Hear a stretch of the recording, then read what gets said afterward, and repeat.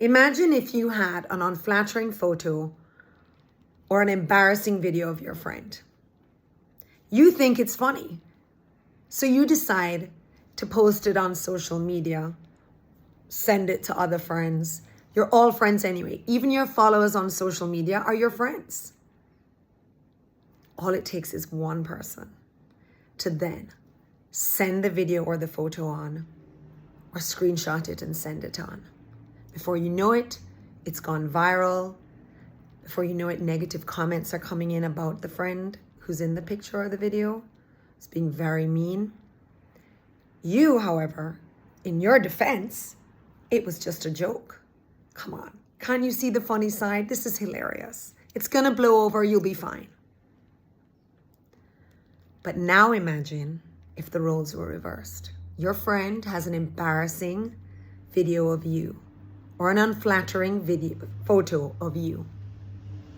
And your friend posts it on social media. Your friend shares it. The photo or the video goes viral. And before you know it, the negative comments are coming in about you. You are now the butt of everyone's joke. How would that make you feel? We do need to be mindful about sharing videos and photos, especially when they're unflattering. Please remember that actually you're not allowed to be sharing photos and videos of children. So anyone under the age of 18, there are laws protecting children. And in some countries, there are laws protecting adults as well. So please be very, very careful, especially if it ends up having a negative result.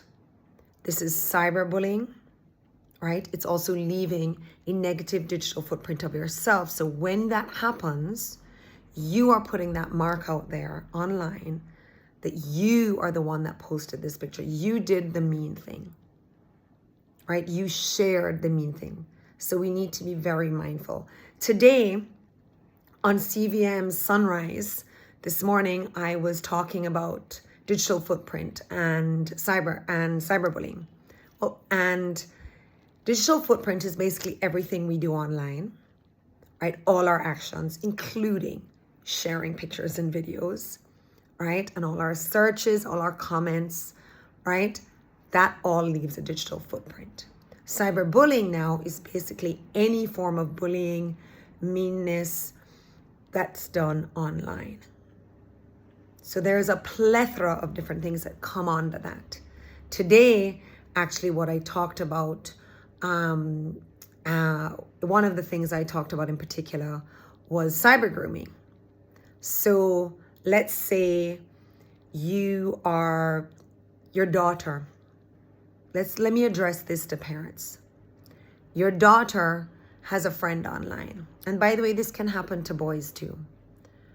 And after months and months and months and months and months of a friendship online, this person, unbeknownst to you, could ask your daughter for an inappropriate photo of herself, a nude photo of herself. They might manipulate her in several ways.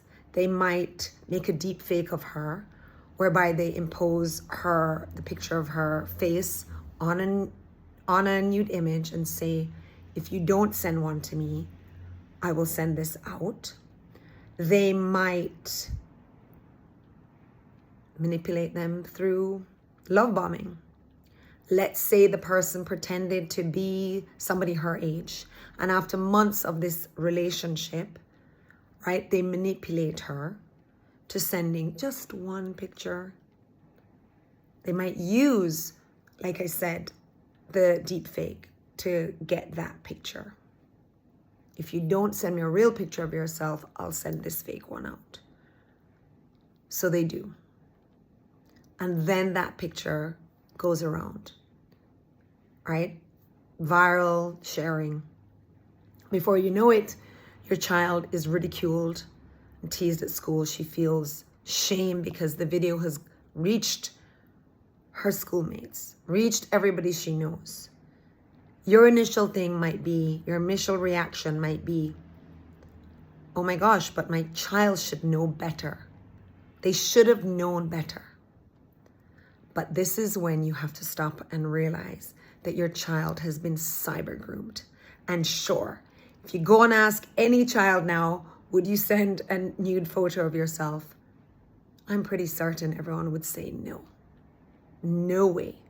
Yet there are millions of children who are cyber groomed daily. And that is the thing about manipulation.